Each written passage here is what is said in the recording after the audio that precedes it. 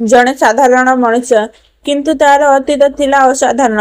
गोटे नाम राम किंतु सेही नाम पछरे लुचि थिला एमिति एक रहस्य जहा शत्रु मान निद उड़ाई देथिला।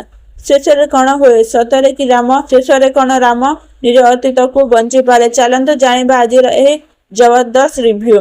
नमस्कार बंधु मैंने आपण मैंने देखुंत मोर यूट्यूब चैनल चलचित्र सिख रिव्यू रे भिडियोटी भल लगी लाइक शेयर और सब्सक्राइब करने को भूलिए नहीं।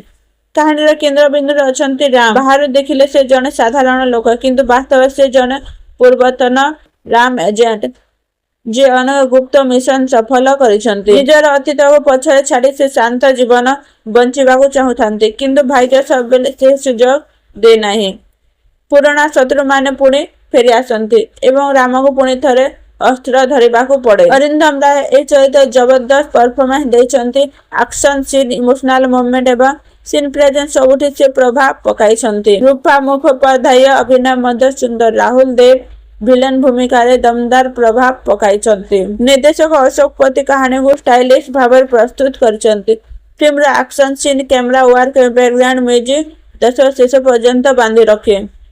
अरिंदम राय को दमदार एक्शन सीन प्रेजेंट भलो सिनेमाटोग्राफी एक्शन थ्रिलर माहौल शक्तिशाली बैकग्राउंड स्कोर। फिल्म किसी अंश गति टिके धीर लगी पारे किसी दृश्य अधिक विस्तृत होता तेबे कहानी आउ शक्तिशाली हो पारि थांता। जदि आपण एक्शन सस्पेंस और ड्रामा पसंद करते तेबे राम आपण एक भल विकल्प हो पारे।